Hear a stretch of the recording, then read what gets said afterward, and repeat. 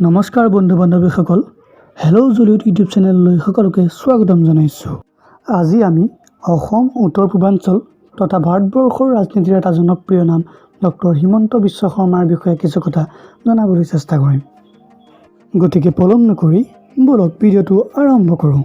Doctor Himanta Biswa শৰ্মাদেৱৰ জন্ম হৈছিল 1969 চনৰ 1 ফেব্ৰুৱাৰী তাৰিখে যোৰহাটত। তেওঁৰ দেউতাকৰ নাম আছিল স্বৰ্গীয় কৈলাশনাথ শৰ্মা আৰু মাকৰ নাম আছিল মৃণালিনী দেৱী। যোৰহাটৰ পৰা আহি তেওঁ গুৱাহাটীৰ কামৰূপ একাডেমীত স্কুলীয়া শিক্ষা আৰম্ভ কৰে আৰু তাৰ পৰাই 1985 চনত তেওঁ সুখ্যাতিৰে মেট্ৰিক পৰীক্ষাত উত্তীৰ্ণ হয়।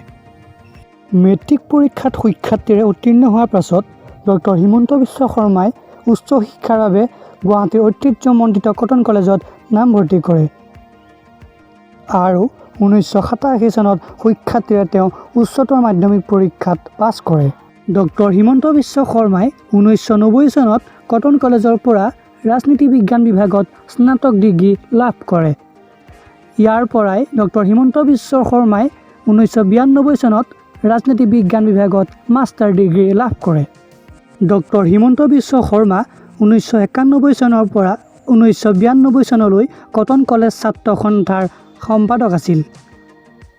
ইয়াৰ পাছত তেওঁ গুৱাহাটী চৰকাৰী আইন মহাবিদ্যালয়ৰ পৰা আইন বিষয়ত স্নাতক ডিগ্ৰী লাভ কৰে। তাৰ পাছত গুৱাহাটী বিশ্ববিদ্যালয়ৰ পৰা তেওঁ PhD লাভ কৰে।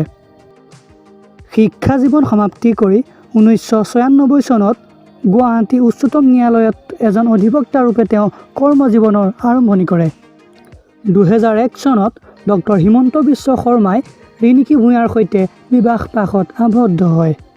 ডক্টৰ হিমন্ত বিশ্ব শৰ্মাৰ ৰাজনৈতিক জীৱন আৰম্ভ হৈছিল 1996 চনতেই।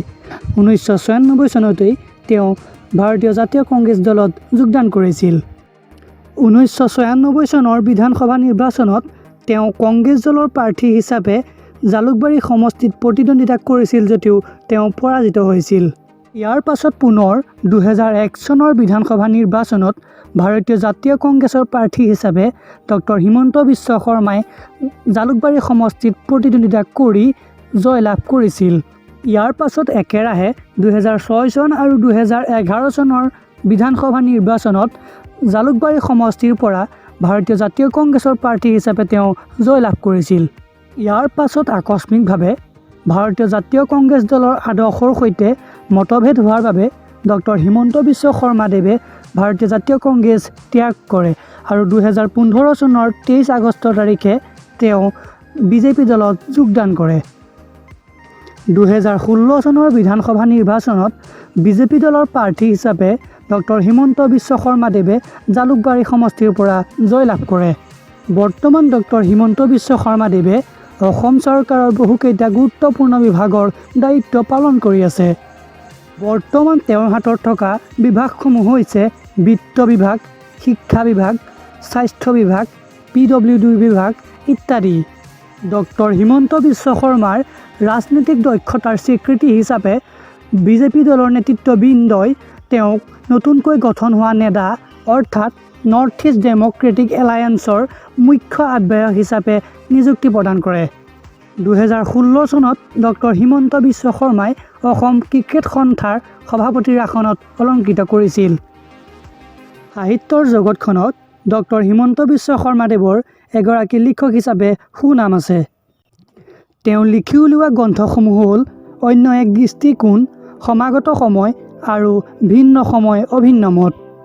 2017 চনৰ পৰা বৰ্তমানলৈকে ডক্টৰ হিমন্ত বিশ্ব শৰ্মাই ভাৰতীয় বেডমিণ্টন সন্থাৰ সভাপতি হিচাপে কাম কৰি আছে। মুঠৰ ওপৰত আমি ক'ব পাৰোঁ যে ডক্টৰ হিমন্ত বিশ্ব শৰ্মা এজন সুদক্ষ আৰু শক্তিশালী ৰাজনীতিবিদ, যিয়ে নিজৰ কামৰ দ্বাৰা ৰাইজৰ মন জয় কৰিবলৈ সক্ষম হৈছে। প্ৰিয় বন্ধুসকল, আজিৰ ভিডিঅ'টো ইমানেই। আপোনালোকে যদি ভিডিঅ'টো চাই ভাল পালে তেন্তে অনুগ্ৰহ কৰি ভিডিঅ'টো লাইক, শ্বেয়াৰ আৰু ছাবস্ক্ৰাইব কৰি দিব।